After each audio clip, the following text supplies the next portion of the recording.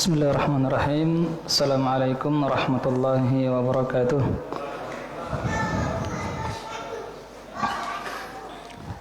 Innal hamdalillah nahmaduhu wa nasta'inuhu wa nastaghfiruh wa na'udzu billahi min syururi anfusina wa min sayyiati a'malina. Man yahdihillahu fala mudilla lahu wa man yudlil fala hadiyalah. Wa asyhadu an la ilaha illallah wahdahu la syarika lah wa asyhadu anna Muhammadan abduhu wa rasuluhu la nabiyya ba'dah. Allahumma salli wa sallim ala nabiyyina Muhammadin wa ala alihi wa ashabihi wa man sara ala nahjihi wa iqtafa atharahu ila yaumiddin. Amma ba'du, Allahumma 'allimna ma yanfa'una wanfa'na bima 'allamtana wazidna ilman wa amalan. Alhamdulillah para jemaah sekalian, hafizakumullah ta'ala jami'an. Kembali kita memuji dan bersyukur kepada Allah Subhanahu wa ta'ala atas nikmat yang Allah berikan kepada kita, nikmat kesempatan, kesehatan, terlebih lagi nikmat iman dan nikmat Islam. Dan alhamdulillah ya, tidak terasa sudah masuk di malam ke-17 di bulan Ramadan. Malam ke-17 bulan Ramadan di tahun 1443 Hijriah, yang dimana seharusnya ya apa yang telah lewat, ya hari-hari yang telah lewat sebelumnya menjadi muhasabah bagi kita semua, ya pelajaran ya bagaimana ya kualitas ibadah kita. Apakah kualitas ibadah kita di hari-hari ini sama seperti ketika awal-awal Ramadan?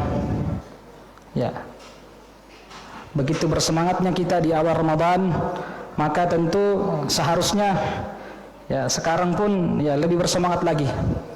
Kalaupun ada rasa lelah, kejenuhan, ya capek, maka ini wajar sekali, lumrah. Tapi jangan kita ya kalah dengan kejenuhan tersebut. Justru kita harus lawan. Ya, justru kita harus lawan, karena memang pada hakikatnya ya ibadah yang kita lakukan kepada Allah Subhanahu wa taala, dan ketika kita letih, lelah, maka itu semua akan diganjar pahala oleh Allah Subhanahu wa taala. Karena memang ya lelah itu ya sesuatu yang tidak bisa lepas dari kehidupan seorang manusia. Selama dia masih hidup, maka dia akan lelah. Ya hatta ya sampai orang yang bermaksiat pun juga akan lelah dengan maksiatnya. Ya jangan dikira bahwasanya ya orang yang bermaksiat itu ya dia tidak lelah, dia capek juga sebenarnya. Makanya lelah ini pasti ada. Dan kita tinggal pilih ya yang mana kita mau, lelah ya untuk mendapatkan ridha Allah, surganya Allah, atau lelah ya untuk neraka, waliyadzubillah. Tentu ya bulan Ramadan ini sebenarnya momentum bagi kita semua, kesempatan ya tarbiyah, melatih kita untuk terbiasa ya dengan amalan-amalan soleh. Kita mungkin dulu yang ya interaksi kita dengan Al-Quran ya begitu jarang. Maka ketika datang bulan Ramadan ya kita paksakan diri kita untuk terbiasa dengan Al-Quran, terbiasa dengan membaca Al-Quran, mentadabburinya. Kita mungkin yang ya masih jarang-jarang salat di masjid. Ketika datang bulan Ramadan ya kita usahakan, kita paksakan ya kita optimalkan ibadah-ibadah kita, agar selepas bulan Ramadan ya kita terbiasa dengan ya amalan-amalan soleh ya. Bayangkan ya jamaah sekalian, kalau tidak ada namanya bulan puasa atau bulan Ramadan, ini bisa kacau kehidupan ini.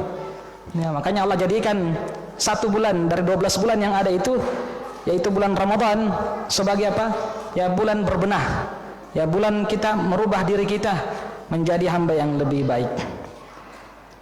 Baik, sebagaimana seperti biasanya kita akan melanjutkan pembahasan kajian kitab ya ini.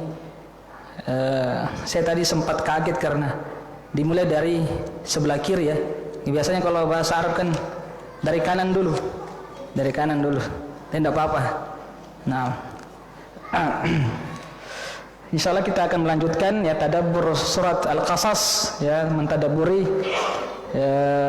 ayat-ayat yang terdapat dalam surat Al-Qasas. Ya dari namanya saja kita sudah ya kenal ya Al-Qasas, ya jamak dari qissah, yaitu ya kisah-kisah yang dimana Allah Subhanahu wa taala menceritakan ya kisah Nabi Musa di begitu banyak surat, di antaranya surat Al-Qasas. Bahkan kata para ulama kita, salah satu hal yang bisa membuat hati seorang hamba selalu istiqamah di jalan Allah Subhanahu wa taala adalah ketika dia banyak membaca kisah-kisah dalam Al-Qur'an. Dan apa dalilnya? Allah katakan dalam Al-Qur'an, wa kullan naqussu 'alaika min amba'ir rusul ma nusabbitu bihi fu'adak.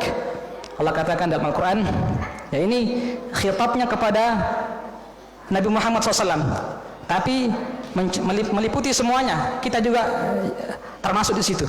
Allah katakan, dan kami telah menceritakan kepadamu wahai Muhammad seluruh kisah-kisah para nabi. Apa tujuannya?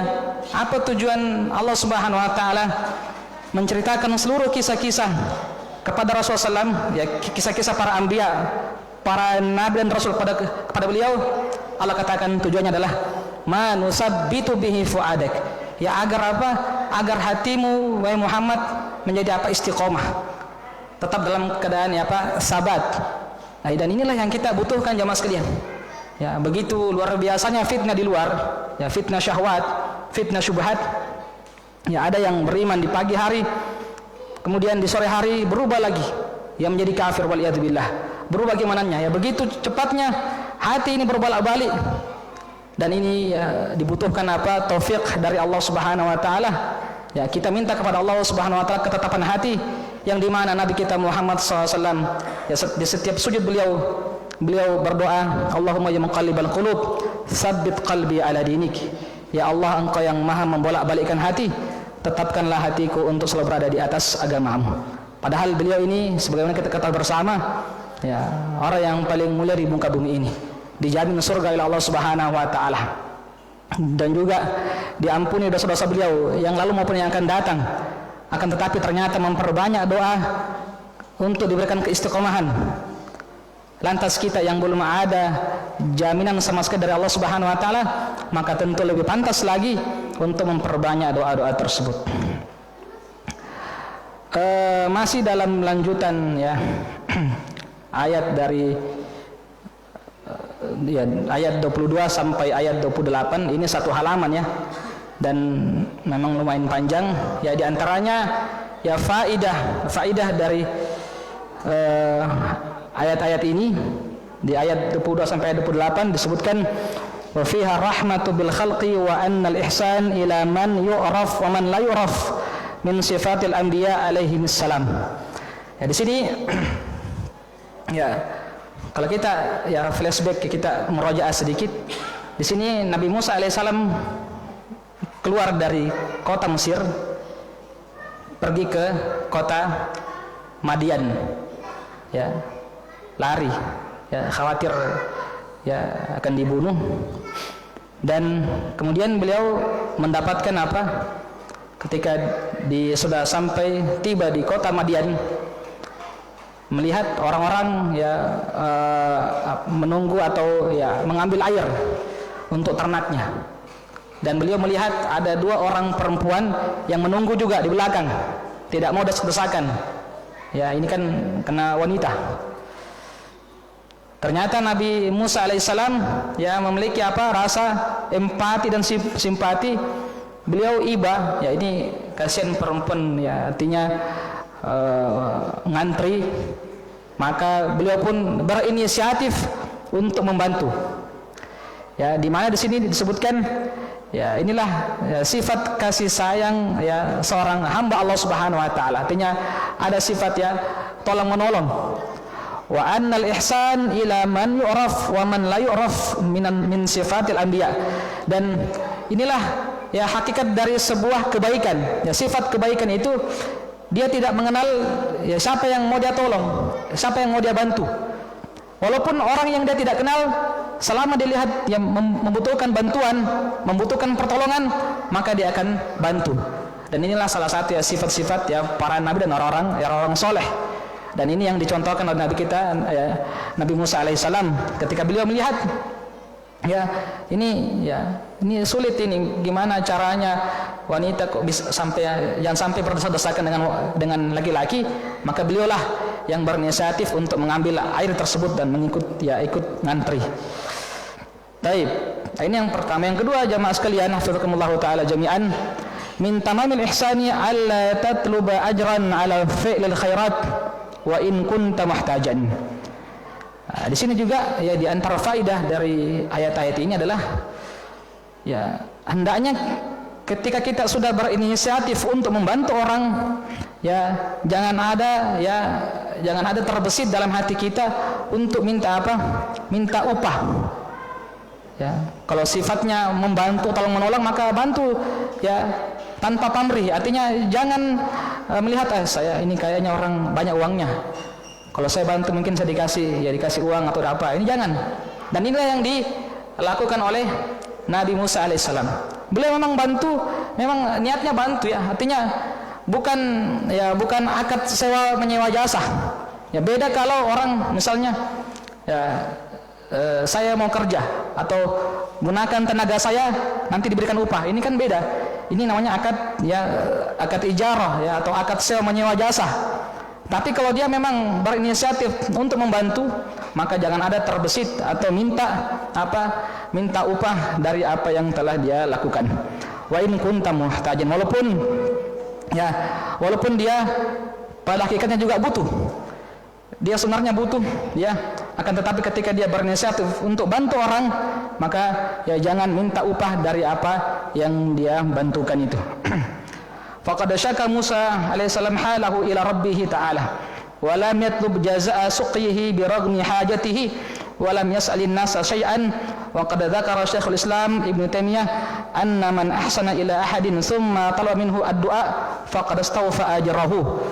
Ya di sini disebutkan ya Nabi Musa alaihissalam ya susah pada saat itu ya, beliau datang keluar dari kota Mesir menuju kota Madian dalam ya keadaan kosong melompong, tidak ada apa-apa ya, begitu fakir beliau ya, begitu ya membutuhkan juga ya hal-hal yang bisa memenuhi kebutuhan beliau di ya setiap hari. Tapi ketika beliau ya membantu orang, beliau tidak mengharapkan imbalan dari apa yang beliau bantukan. Bahkan beliau ya minta kepada Allah Subhanahu wa taala. Ya, beliau ketika bantu orang tersebut, ya beliau tidak minta ya habis setelah beliau mengambilkan air, beliau tidak minta mana upahnya, tidak, karena memang beliau sifatnya ya tolong menolong. Ya. Dan disebutkan ya Syekhul Islam menyebutkan anna man ahsana ila ahadin thumma talaba minhu du'a faqad istawfa ajrahu. Syekhul Islam Ibnu Taimiyah rahimahullah taala mengatakan bahwasanya barang siapa yang melakukan kebaikan kepada seseorang ya kemudian dia minta doa ya, misalnya dia sudah bantu temannya ya, doakan saya ya, setelah dia bantu mungkin dia angkat barangnya atau antar kemanakah, kemudian dia bilang doakan saya, maka kata beliau ya minta doa itu salah satu ya bentuk minta upah juga. Faqad istawfa ajrahu ya, itu juga salah satu bentuk dia minta upah, istawfa ajrahu, maka itu sudah terhitung upah ya. Artinya ya kita kalau bantu orang ya memang mengharapkan pahala dari Allah Subhanahu wa taala ya, makanya disebutkan dalam surat Al-Insan ya, orang-orang abrar ya, orang-orang yang baik itu yang suka bersedekah, membantu orang, innama nut'imukum liwajhillah la nuridu minkum jazaan wala syukura. Ya, orang-orang yang ya ihsan, orang yang suka bersedekah, orang baik, ketika memberikan makan kepada orang fakir miskin, mengatakan kami tidak membutuhkan imbalan, dan juga hatta ya sampai perkataan terima kasih pun dia juga tidak harapkan itu ya, sampai perkataan ya, syukran ya itu dia tidak harapkan, karena memang pada hakikatnya apa? Pada hakikatnya ya apa yang dia lakukan itu semata-mata mengharapkan pahala di sisi Allah Subhanahu wa taala. Nah, ini juga ya pentingnya menjaga niat kita.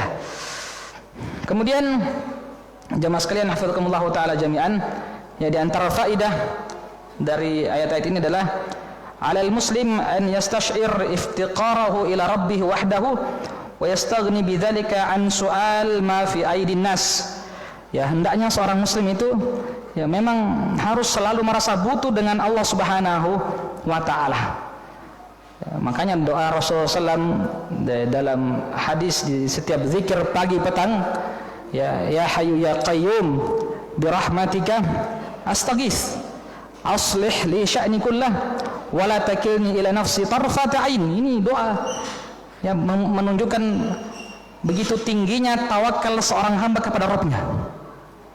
Ya, apa artinya ya hayyu ya qayyum, ya Allah engkau yang maha hidup, maha berdiri, maha perkasa. Ya, bi rahmatika astaghits, dengan rahmatmu wahai Allah aku meminta pertolongan. Aslih li sya'ni kullah, perbaiki ya seluruh urusanku.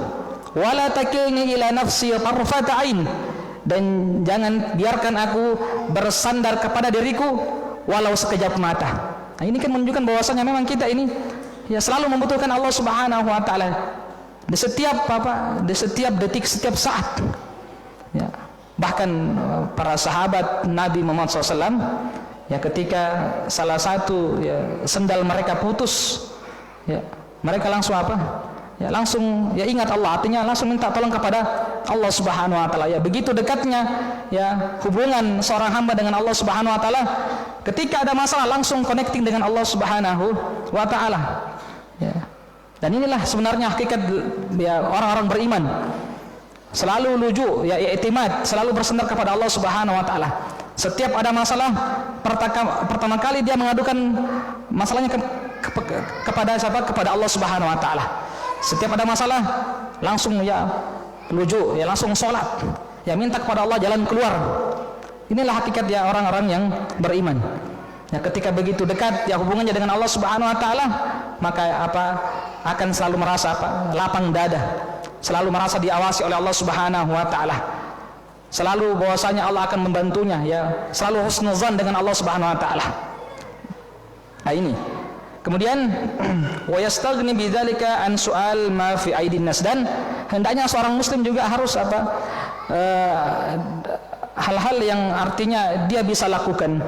Ya, jangan terlalu bermudah-mudahan untuk misalnya minta tolong atau ya ini kan bagus sebenarnya ya tolong, tapi artinya kalau masih bisa dia kerjakan ya dia kerjakan sendiri. Ya jangan terlalu bermudah-mudahan ya, apalagi artinya pinjam ke sana kemari misalnya atau minta uang misalnya ya, kecuali jika memang ya sangat-sangat membutuhkan, maka ya ini lain hal. Naam.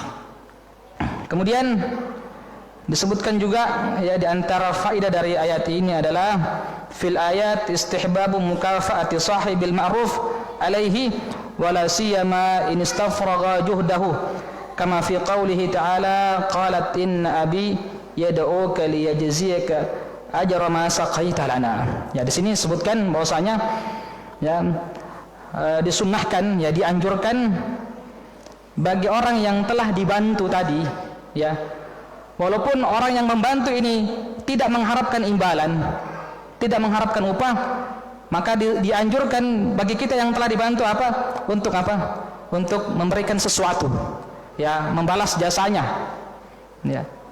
Dan ini sesuai dengan ya ayat ya, disebutkan kata salah seorang ya anak perempuan yang dibantu tadi ya, bahwasanya dia mengatakan kepada Nabi Musa, ya sesungguhnya bapakku memanggilmu untuk memberikan memberikan ya imbalan ya sebagai tanda jasa atas apa yang telah engkau lakukan, yaitu ya mengambil air ini. Dan ini bukan permintaan Nabi Musa, tapi inisiatif dari siapa? Dari bapak ya perempuan ini, Syuaib. Ini kan perlu kita pahami bahwasanya sebagian orang menganggap bahwasanya yang dimaksudkan dalam kisah ini adalah Nabi Syuaib alaihissalam.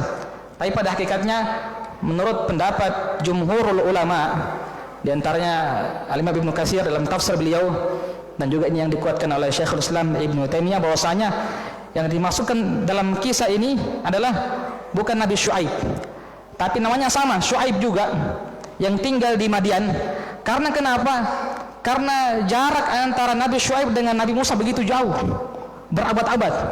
Nabi Syuaib duluan, dan Nabi Syuaib hampir sezaman dengan Nabi Lut. Ya, Nabi Musa nanti belakangan. Dan kaum Nabi Syuaib sudah Allah hancurkan ya, karena mereka kufur kepada Allah Subhanahu wa taala, dihancurkan.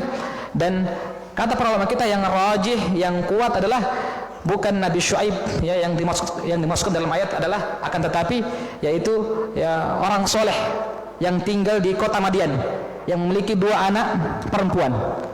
Nah, ini disebutkan di sini istihbab mukafaati sahibil ma'rufi alaihi, ya disunnahkan untuk ya apa, memberikan ya apa, membalas ya jasa orang yang telah membantu kita, minimal sekali ya, minimal kalau dia tidak bisa memberikan apa-apa, minimal dia doakan ya, walaupun dia nggak minta, tapi kita doakan ya, jazakumullah khairan, syukran, jazakumullah khairan ya, karena Nabi juga mengatakan ya, man lam yashkurin nas lam yashkurillah. Kata Rasulullah, barang siapa yang tidak berterima kasih kepada seorang setelah dibantu, maka dia juga ya, artinya dia tidak termasuk, artinya dia juga tidak bersyukur atas nikmat Allah Subhanahu wa taala. Artinya apa? Ya, kita kalau sudah dibantu, memang sunnahnya kita berterima kasih, dan kalau kita bisa balas ya dengan yang serupa, kalaupun tidak bisa, maka minimal ya kita doakan ya, jazakumullah khairan. Ini doa ini luar biasa, semoga Allah membalasmu dengan sebaik-baik balasan. Ini doa. Nah, ini.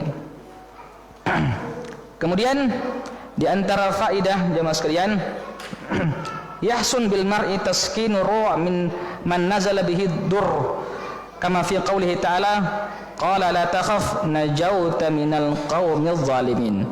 Ya, disunnahkan juga ketika mendapatkan seseorang dalam keadaan takut ya, khawatir ya, hendaknya kita apa, menenangkan dia. Ya, jangan malah ditambah ya, dikasih takut-takut lagi. Oh, memang kau dicari-cari tadi itu. Nah, harusnya apa? Harusnya ya dikasih tenang. Sebagaimana yang dilakukan oleh Syuaib tadi. Ya, disebutkan dalam Al-Qur'an, Syuaib ketika melihat Nabi Musa dalam keadaan takut, karena kan beliau kan lari. Beliau lari dari kota Mesir ya, takut, dan pergi ke kota Madian. Dan Syuaib tahu bahwasanya ini ya, Musa ini dalam keadaan ya khawatir, takut, dan dikatakan ya, la takhaf, jangan takut, jangan khawatir, najauta minal qaumiz zalimin, ya kamu telah apa, telah lolos ya dari, atau berhasil, atau artinya telah sudah insya Allah kamu akan apa, aman ya dari orang-orang yang zalim yang telah mengejarmu itu. Nah, ini kan harus dikasih tenang. Sama kayak orang kalau kita menjenguk orang sakit misalnya, kalau ada saudara kita sakit ya, kita doakan, kita tanya ya, dan jangan ya ditakut-takuti ya, memang itu tetangga saya kemarin juga baru-baru meninggal sama penyakitnya, nanti mati juga. Harusnya dimotivasi, kasih sabar ya, dikasih sabar ya, diberikan kesabaran ya, diberikan motivasi, semangat untuk bisa sembuh. Nah, ini. Kemudian di antara faidah dari ayat ini adalah istihbabu taqdimil masyurati wa ra'yi rasyid liman yahtaju ilaihima, kama fi qoulihi ta'ala, qalat ihdahuma ya abati istajir inna khaira man istajartal qawiyyul amin. Ya, disunnahkan juga ya untuk apa? Taqdim al-masyura wa ra'yi rasyid. Ya, kalau ada hal yang ya membutuhkan ya apa, keputusan ya, harusnya ada ya masyurah. Apa itu masyurah? Ya musyawarah ya harus kita artinya melihat ya pandangan-pandangan orang yang memang berpengalaman. Dan ini sunnah ini.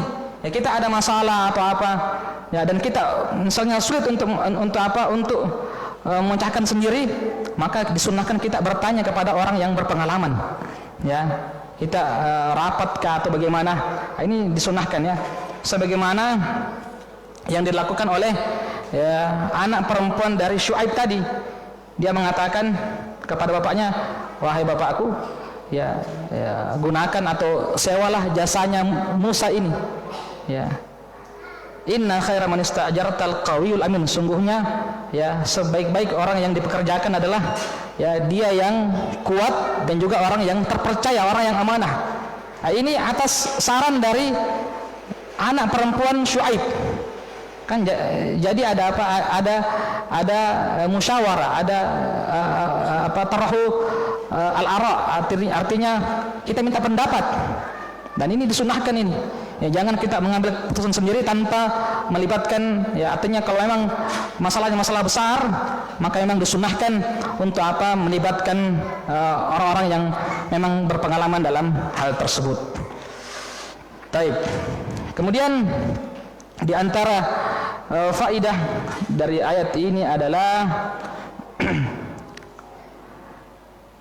ya fiha jawazu muhadasatil mar'atil rajul fil hajati idza uminat al fitnatu. Bahwasanya di antara faidah adalah ya dibolehkannya seorang ya laki-laki ya berbicara dengan wanita dengan syarat, ya dengan syarat apa? Jika aman dari fitnah. Ini kan tadi disebutkan ya, tadi di dalam ayat terjadi apa? Dialog antara Nabi Musa dengan anak perempuan Syuaib. Dan itu memang dibutuhkan. Dan memang hukum asal berbicara dengan lawan jenis hukumnya boleh. Tapi ya ada dawabit syariah, ada kaidah-kaidah ya yang harus ya diperhatikan. Ya, bukan berarti ini ya dipukul rata ya secara mutlak, tidak. Tapi ada hal-hal yang perlu kita lihat di situ, ada kaidah-kaidah syar'i. Ya, artinya kalau memang dibutuhkan ya silakan. Ya.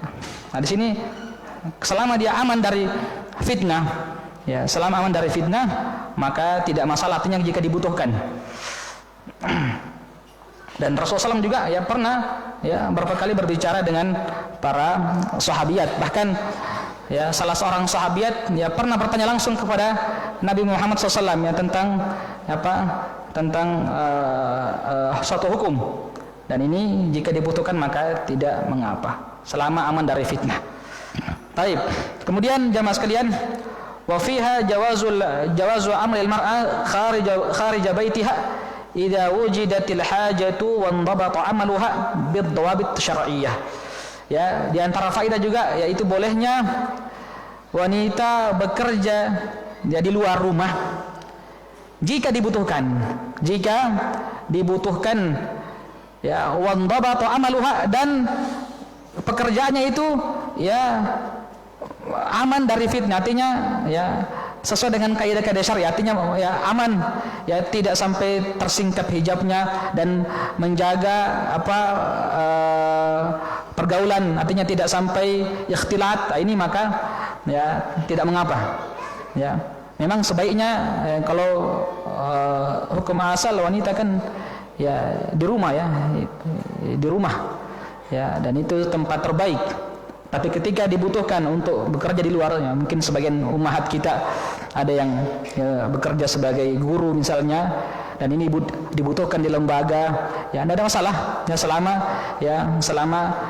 terjaga hijabnya, dan juga dibutuhkan. Kemudian ya di antara faidah, wa fiha masyru'iyatu ardil wali mauliyatahu ala man yatazawwajuha idza kana kufuan. Ya, memang ya hendaknya melihat ketika ini kan nanti ketika sudah dibantu oleh Nabi Musa alaihissalam dan nanti dipekerjakan oleh Syuaib bekerja selama 8 sampai sekitar 8 sampai 10 tahun, kemudian nanti apa? Dinikahkan ya dengan salah seorang anak Syuaib. Dan ini memang ya hendaknya melihat apa dalam menikahkan seseorang disebutkan apa melihat ya agamanya, ya melihat ya agama ini. Dan ini Syuaib yang melihat ya akhlak dan agama dari Nabi Musa alaihissalam ya begitu baik, ya beliau ya orang yang baik yang menjaga iffahnya, ya sehingga beliau pun menikahkan ya anak beliau dengan Nabi Musa alaihissalam. Kemudian di antara faedah juga wa fiha jawazu an yakuna sadaqu amalan wa la yushtaratu an yakuna ainan wa jawazu ta'khirihi aw taqsitihi. Baik. Di antara faedah juga ya bolehnya mahar itu, mahar dalam pernikahan ya berupa apa? Berupa jasa. Ya, selama ini kan yang kita ketahui bersama bahwasanya mahar itu dia sifatnya apa? Uang, ya materi ya, uang apa? Kalau istilahnya orang sini uang panai ya. Ya artinya ya 100 juta, 50 juta ya mahar. Ya, tapi mahar itu tidak harus seperti itu. Artinya ya boleh dibayar ya artinya dia dalam sifat ya jasa seperti yang seperti yang dipraktekkan oleh Syuaib. Ya. Syuaib ya menjadikan mahar ya untuk pernikahan anaknya dengan Nabi Musa yaitu menyewa jasanya selama 8 tahun bekerja. Nah, dalam ayatnya disebutkan ya, kerja sama saya 8 tahun, nanti setelah itu ya setelah itu baru dinikahkan. Nah, dan juga ya bolehnya ya bolehnya mentakhir ya, bolehnya mengakhirkan mahar. Ya mahar ini boleh diakhirkan. Artinya jemaah sekalian perlu kita pahami juga. Mahar ini ya dia bukan syarat sah nikah. Ya perlu dipahami bahwasanya orang kalau menikah, ya saya nikahkan Anda dengan anak saya Fulana binti Fulan, walaupun dia tidak sebutkan mahar, maka nikahnya sah. Ya, dan ini ulama sepakat tentang keabsahan nikahnya. Cuma masalahnya bagaimana dengan maharnya? Ya, maharnya boleh ditakhir, boleh diakhirkan. Bahkan ulama mengatakan boleh juga mahar ya dibayar secara ya kredit cicil. Ya, kalau memang dia katanya sudah sepakat bahwasanya maharnya misalnya 100 juta. Dan laki-laki bilang ya, saya mungkin ya cicil selama setahun dan disetujui oleh wali nikah, maka itu ya dibolehkan. Jadi artinya ya untuk mahar ini ya dia fleksibel, tapi sesuai kesepakatan ya kedua belah pihak. Kemudian di antara faidah dari ayat ini adalah wa fiha jawazu akhdhil 'iwad 'ala al-amal walau lam yaqsidhu al-insan. Fa Musa alaihissalam indama saqalahuma lam yakun yuridul ajra wa innamal ihsan ilaihima. Ya, bolehnya ya menerima imbalan, ya menerima imbalan dari apa yang telah ya dia lakukan. Artinya Nabi Musa alaihissalam kan membantu mengambilkan air, mengangkatkan air untuk ternak, ya untuk ternaknya Syuaib. Dan beliau memang tidak niatkan untuk mengambil upah dari apa yang beliau tolong itu. Tapi ketika beliau dikasih oleh Syuaib, ya beliau beliau terima. Dan ini boleh, tidak ada masalah. Walaupun dia tidak niatkan ya, dia tidak ada niat bahwasanya saya bantu supaya saya dapat upah. Tapi ketika dikasih imbalan, dikasih ya upah misalnya, ya tanda jasa, maka tidak mengapa untuk diterima, boleh. Ya. Kemudian diantara faidah juga ya isyara ila ishtiratil wali fi nikah wa laysa lil mar'ati inkahu nafsiha, ya. Dan ini yang penting adalah yaitu ya dalam pernikahan disyaratkan adanya wali, ya adanya perwalian, dan ini sangat-sangat ya penting sekali, dan tidak dibenarkan seorang wanita menikahkan dirinya sendiri tanpa ada wali, sebagaimana yang dikatakan Nabi kita dalam hadis disebutkan ya ayyuma imra'atin nakahat bi ghairi idni waliha fa nikahuha batil. Kata Rasulullah, siapa saja perempuan yang menikahkan dirinya tanpa ada wali, maka nikahnya batal, tidak sah. Nah, kemudian disebutkan di sini di antara faedah juga mufiha jawazu istima'il ijarati wan nikahi fi aqdin wahidin. Ya, bolehnya menggabungkan ya antara akad nikah dan juga ya akad sewa jasa. Kan di sini Nabi Syuaib ya minta kepada mau menikahkan anak beliau dengan Nabi Musa, dan juga dengan syarat maharnya bekerja sama Nabi Syuaib, bekerja sama Syuaib selama 8 tahun. Dan ini boleh ya, dan ini boleh tidak mengapa. Kemudian ya yang terakhir ya hayya Allahu ta'ala li Musa ra'yal ghanam liyatahayya li muhimmatir risalati wa qiyadati Bani Israil. Ya, Allah Subhanahu wa taala menyiapkan Nabi Musa dengan menggembala kambing. Ya, menggembala kambing yang dimana kan ini beliau sebelum menjadi nabi ya, sebelum diangkat menjadi nabi, sebelum diangkat memimpin Bani Israel ya, beliau ya Allah tugaskan, ya Allah berikan amanah untuk menggembala kambing. Sebagai sebagai persiapan ya agar beliau bisa ya siap membimbing, memimpin ya Bani Israel yang terkenal dengan yang terkenal dengan pembangkangannya ya, suka suka tidak taat aturan Bani Israel ya. Makanya ya disiapkan untuk ya, bagaimana menggembala kambing dulu ya, terbiasa dengan ya bagaimana menterbiah, artinya menggembala kambing ini begitu sulitnya, agar terbiasa, agar bisa membimbing dan memimpin Bani Israel. Dan inilah sebagaimana nabi kita ya sebelum diangkat menjadi nabi dan rasul, beliau menggembala kambing dulu ya bersama paman beliau ya, pergi ke Syam ya, menjual ya menjual hewan ternak, menggembala sebagai persiapan untuk bagaimana menterbiah umat ini.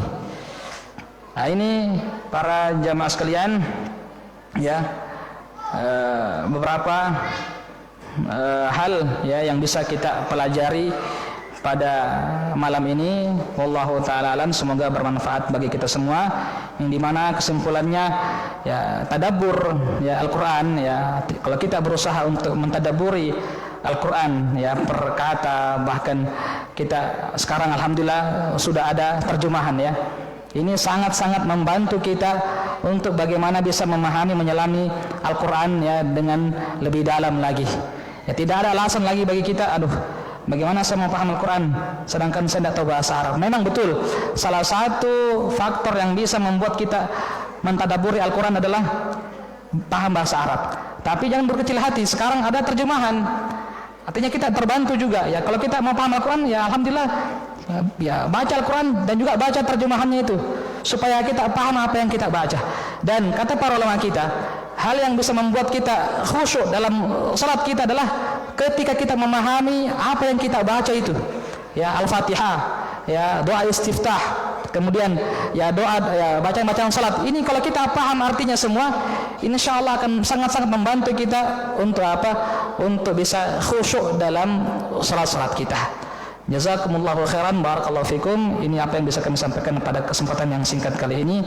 Wallahu ta'ala alam. Kita tutup dengan doa kafatul majlis. Subhanallah, asyhadu an la ilaha illa anta, astaghfiruka wa atubu ilaik. Assalamualaikum warahmatullahi wabarakatuh.